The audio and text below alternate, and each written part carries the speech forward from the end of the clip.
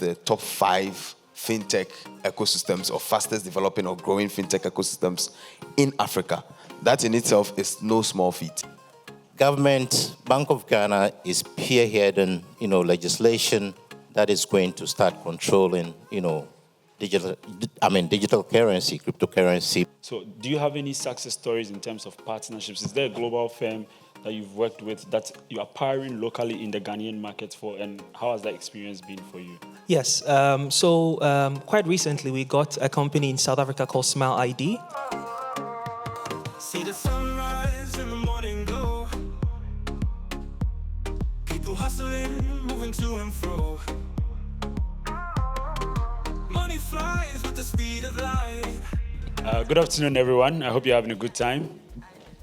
We are here to help position. I think our CEO for the Ghana Investment Promotion Center has done a great job telling you about Ghana and why you should come with us. This panel here is going to help take you on a journey. We intentionally created a 4-dimensional conversation with Job from the Embassy of Ghana in DC here, Kweku, who runs Afropolitan Cities, specializes in tourism and missions.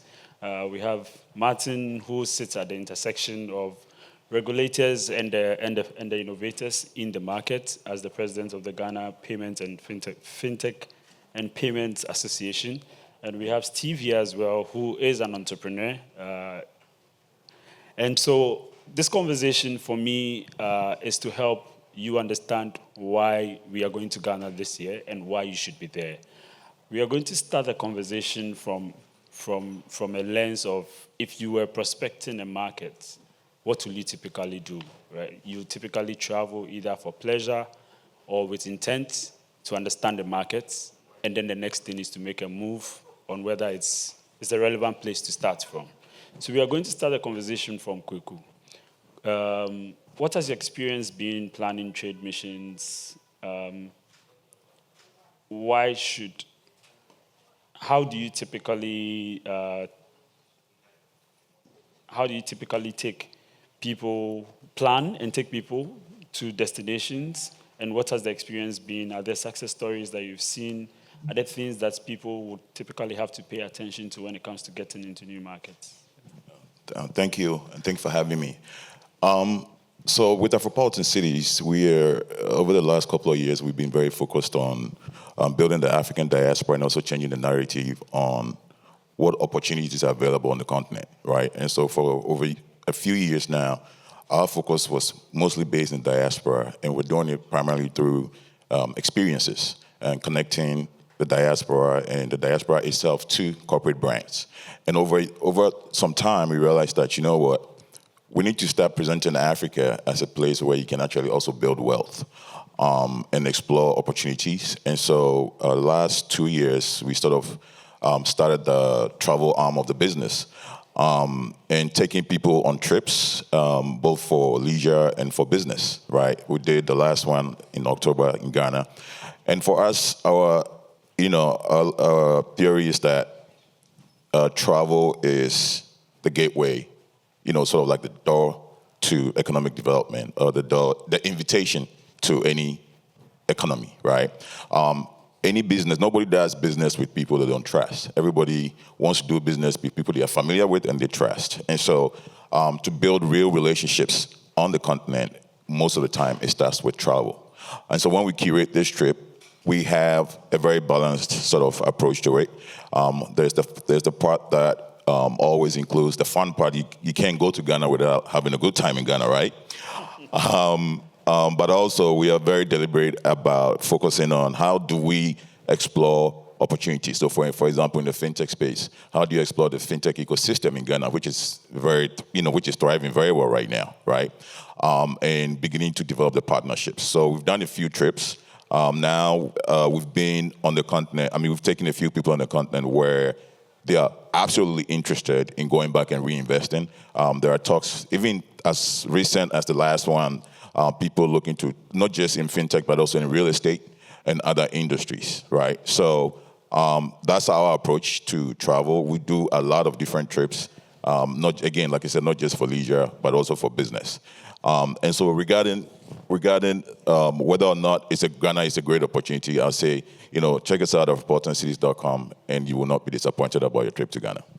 Fantastic. Thank you very much. So as a typical entrepreneur, you would have taken a trip with Afropolitan City to Ghana, right? You go, you party, he takes you on a few ecosystem tours, you visit incubators, you meet people for lunch, all of that. Now you are in the position of trying to make a decision. Where do you typically go? And this is where I'll love Job, who is the principal for the Trade and Investment Department at the Ghana Embassy, to shed more light on what it means to do business with Ghana and the support you have from the government level in terms of understanding, interpreting policy, facilitating meetings, because most often people are afraid of fraudulent people leading them on, consultants who pose as experts in areas and end up not fulfilling their commitments to you. So how does the Ghana Embassy and the Investment Promotion Center protect the interest of foreign investors who are looking to get into the market? Thank you. And just to amplify the message that was played on the video from the CEO of the Ghana Investment Promotion Center, Ghana is thriving, as a destination for business.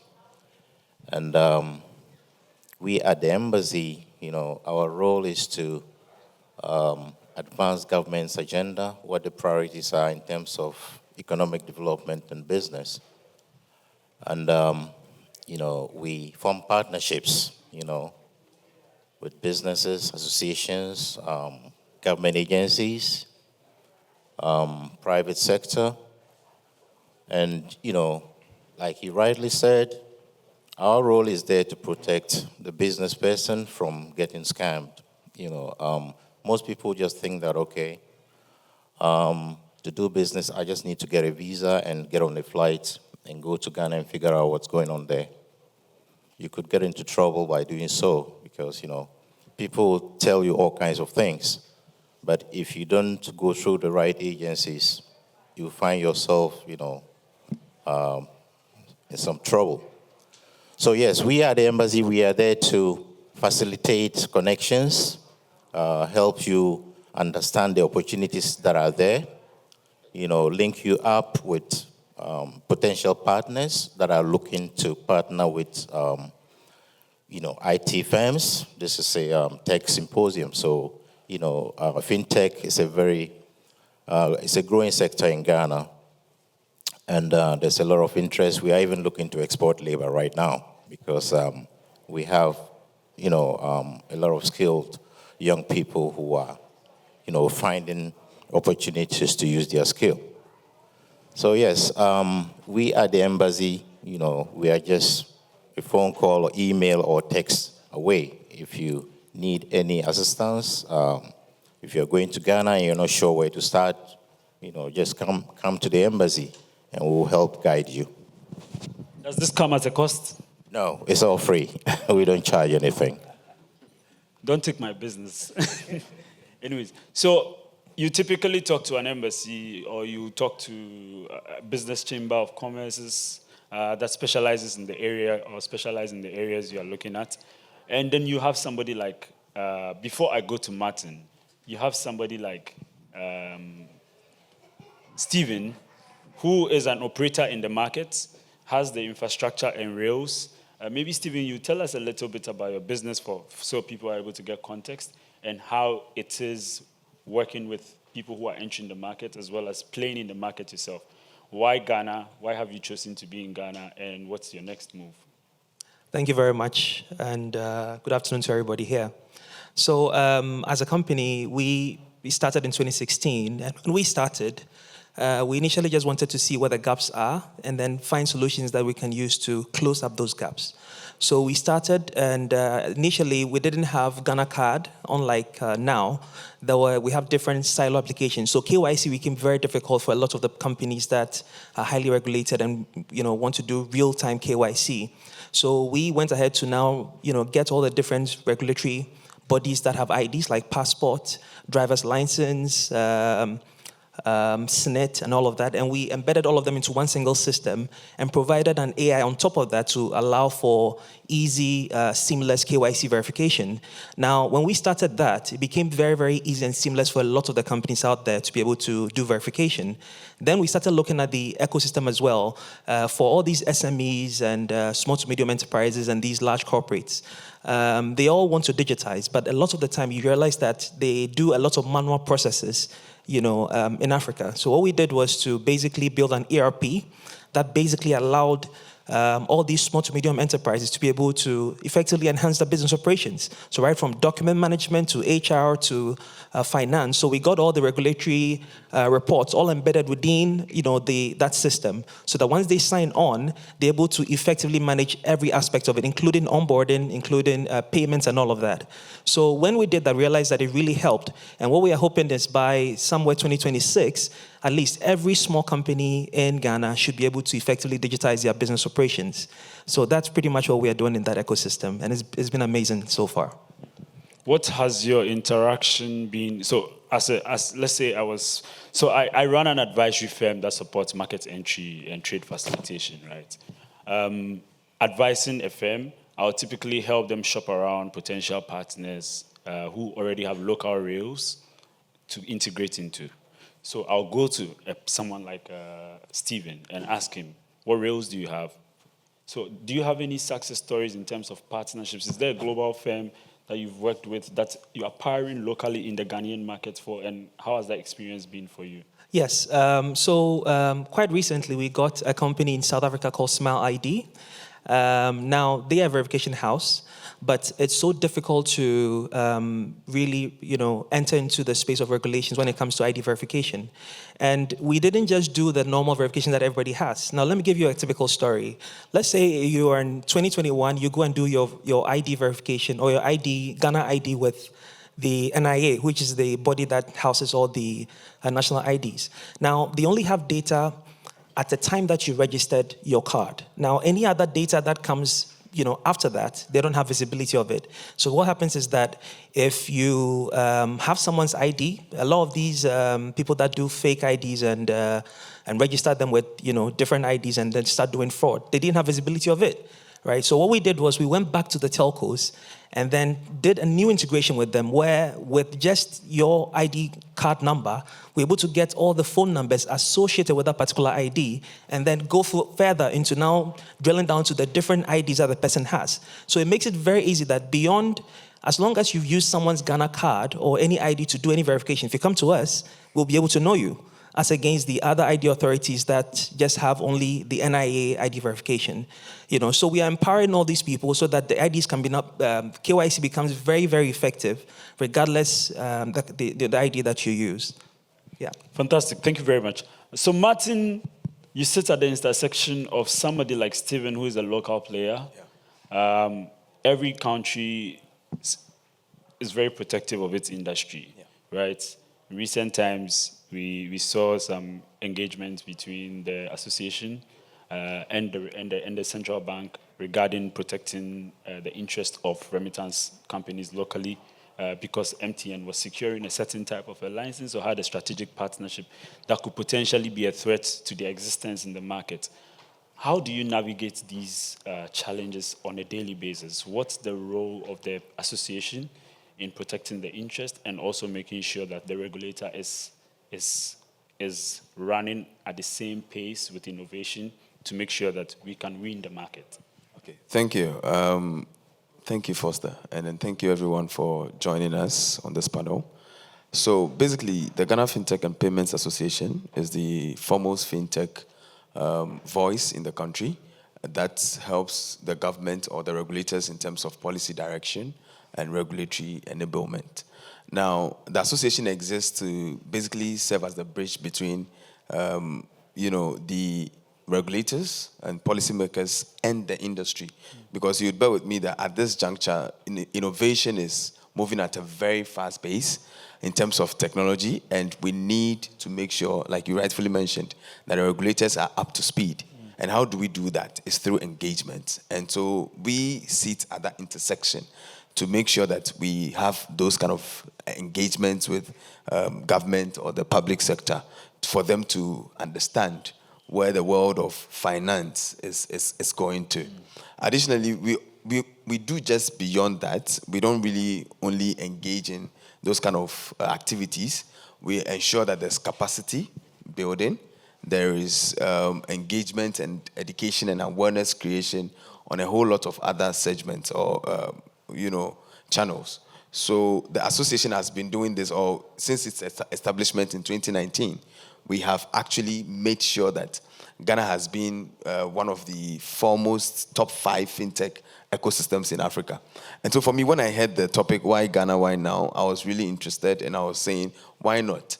Because a recent report by the McKinsey and Company indicated that Ghana is actually one of the top 5 fintech ecosystems or fastest developing or growing fintech ecosystems in Africa. That in itself is no small feat. And the regulator has done so well. And I think we should give them a plus because Ghana's regulators are actually leading the set of pace in Africa. For instance, from the introduction of the Fintech Innovation Office way back in 2020 and to the establishment of the regulatory sandbox to other multiple initiatives. And the recent one being the Ghana-Rwanda Fintech Passporting Initiative, which is a big deal on the continent because we know how robust and how, Can you highlight a bit more on that for those who may have not seen the headline? Yeah. And probably highlight the bank. Yes, I was about to come to that. Yeah, so there's a whole lot of initiatives, like I said. So first thing is we are looking at fintech passporting. Now, what's the rationale behind that? For a fintech startup or business trying to get license in multiple countries, that becomes burdensome. It requires a lot of capital and investment and time. Which most of these fintechs do not have. So one of the things that we thought of doing first was to enable that relationship between Ghana and Rwanda. So this is basically a use case scenario whereby to operate as a fintech in Rwanda, once you have a Ghanaian fintech license, you do not necessarily have to go through all the rigorous processes. Just take a few check boxes. You just tick a few boxes, and then you're allowed to operate in the country. And this is enabling the ecosystem. This is enabling cross-border or breaking the barriers that exist when it comes to financial transactions across the continent. And recently the association also took some fintechs to Cote d'Ivoire on a study tour, and we are also looking at how we can create that same enabling environment whereby the fintech passporting initiative spreads across the continent. So, the other one is also on Tuesday, on the sidelines of the World Bank spring meetings, the current governor did mention or did indicate that there's going to be licensing for digital or virtual assets starting September 2025. And this has also earlier been mentioned by the Securities and Exchange Commission. So there's a whole lot of initiatives, there's a whole lot of projects that are ongoing in the country. And I think, Ghana is actually leading the pace when it comes to fintech innovation in Africa. And so the question should be not why now, but why not Ghana? Because Ghana has actually led and shown the example. And when you talk about initiatives like the fintech passporting, it's not done anywhere in in Africa. But, Ghana is leading that initiative. And I think the conversation should be how we can come in to support the ecosystem, how we can come in to invest in these companies or businesses to allow for those channels or corridors to be broken for trade and engagement within the continent and Ghana in its entirety. Thank you very, very much. I'll go back to Job. I want to touch a little bit. One of the biggest considerations founders will typically make or businesses will typically make is with regards to taxes and incentives. And when you run a financial services business, the biggest challenge you face is the cost of delivering the service because you make very small margins on transaction. What incentives do you have for tech businesses in Ghana and for those coming into the country? And with regards to, for example, the minimum requirements for a foreign or a wholly owned foreign entity coming into the country requiring a minimum investment of $250,000 as a red tape? How are you navigating that to make Ghana an attractive destination for investors who are in this room? Thank you. I think I'll touch a little bit. It's been mentioned here about the regulatory sandbox. This is a very key regulation that is actually meant to open Ghana up for tech innovation. And the good thing about it is that it doesn't just apply to companies that are already in existence. If you are an innovator and you have a product and you are not even sure whether the product is going to fly or not, this regulation gives you the chance to come and trial it in Ghana. It won't cost you anything. You know, you can trial it. If it works, fine. If it doesn't, you've nothing to lose. You know, and so yes, the Bank of Ghana, like he also mentioned, we have come to a realization that, you know, digital currency, the technology is not going anywhere. When cryptocurrency came out, everybody was like, this is going to be a, you know, one-night wonder. But we've come to realize it's here to stay. So, you know, the government, Bank of Ghana, is spearheading, you know, legislation that is going to start controlling, you know, digital currency, cryptocurrency, blockchain, etc. Now, in terms of the regulation, I must say that our investment code is currently under review. But of course, we do have minimum requirements in terms of, you know, starting a business in Ghana. And the code is structured in such a way that obviously it gives, you know, local businesses some competitive, you know, window. So foreigners don't come in and overshadow them. So in that respect, you know, there is a minimum capital requirement for wholly foreign-owned businesses. If you're coming to start an investment activity and you want to own it outright, 100% foreign ownership, then the minimum capital requirement is a bit high. You know, about $500,000. That may not be a lot of money. But, you know, the good thing is that you can, you know, partner with a Ghanaian business person. So when you partner with a Ghanaian, then it reduces the minimum requirement to about half of, you know, what you would pay as a foreign-owned business. And we do also have tax incentives. You know, for new businesses in the IT, you could enjoy maybe up to 5 years of, you know, tax-free operation, depending on also where you locate your business. We also have locational incentives. You know, the idea is to decongest Accra because everything tends to be centered in the urban areas.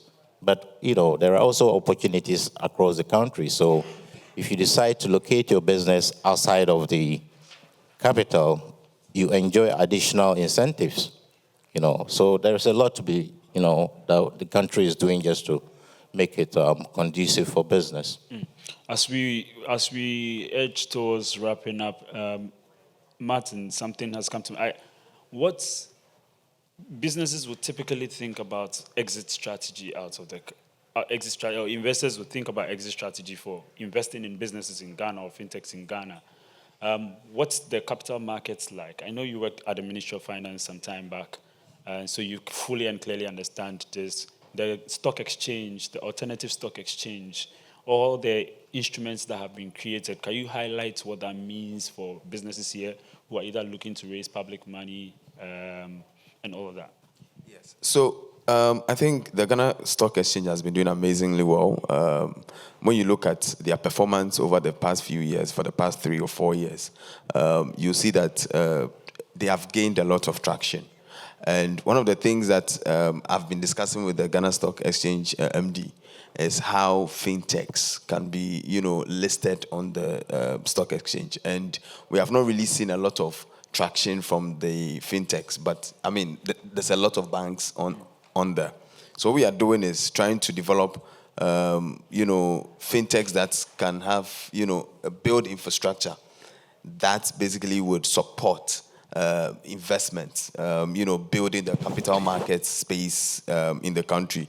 So these are initiatives that have not really taken root or seed, and so we are looking for opportunities in that or investments to take up this kind of initiatives, and there's a whole lot of things that I think are coming up in the next few years in terms of what the capital markets looks like. But currently, I think one of the things I can say without having to mince words is the fact that the capital market in Ghana is looking very lucrative now. It's a very interesting place to invest funds in and gain a lot of returns. And I think this is something that we should all take advantage of, when thinking about investing within the capital markets, in Ghana.